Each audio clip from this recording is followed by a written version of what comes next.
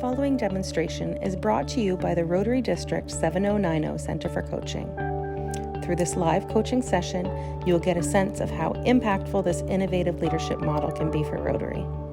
The Rotary District 7090 Center for Coaching offers a 3-part series of live engaging coaching demonstrations that will help you build your leadership capacity, assist with membership retention, and attract the next generation of Rotarians. The short example will give you an inside look at what a great investment it could be in your leadership potential in Rotary.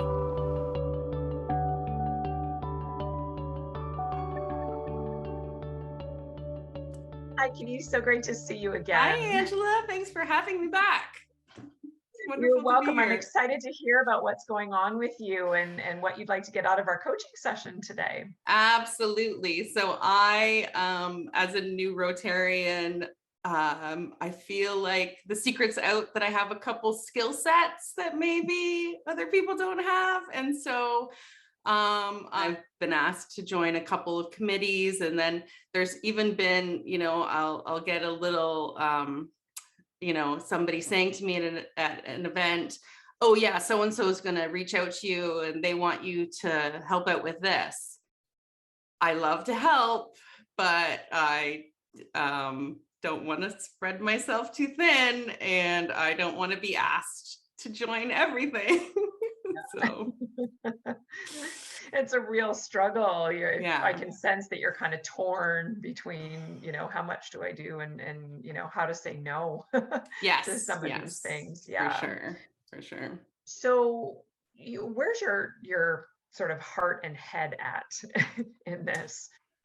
My heart, I would say, is like, do it. They need the help. And my head is like, if you start doing all of this now, you're just going to get more. And then you're eventually going to have to say no. So maybe if you set a boundary now, then, or at least I figure out how to set a boundary, because I don't want to disappoint people. Like when people are, obviously it feels good for people to say like, oh, we like your skill set and we would like you to help with that. But it's also like there has to be some other people that can help as well. Feels like it's all me. Is everybody? Yeah, sometimes, for sure. Yeah. So we've got a few minutes to spend together today. You talked about boundaries and, trying to get a sense of how you can say no or manage this. What would you like to get out of today? If I could just talk through the main reason that I do need to set the boundaries, figure out what that is, because.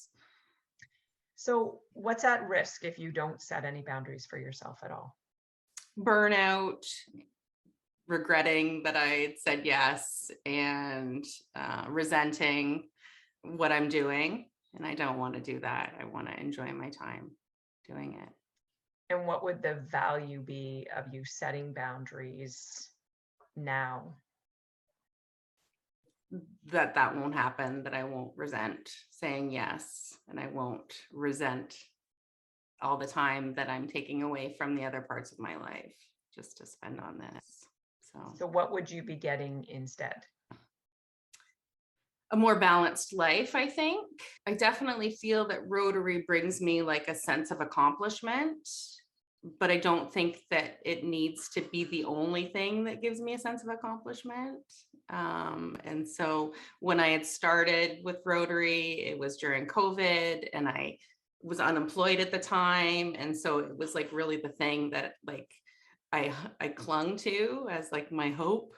But now I'm employed full time, and it's the summertime's coming, and the kids are all home, and I just imagine that it's going to be a very, very busy summer. And so I just need to be able to find a balance between everything. So what do you need to do in order to create that balance for yourself? I think I need to be honest with the people that are reaching out to me and asking me if I can do stuff, and like just let them know that I will help where I can, but I can't necessarily commit to everything, because I'm not retired.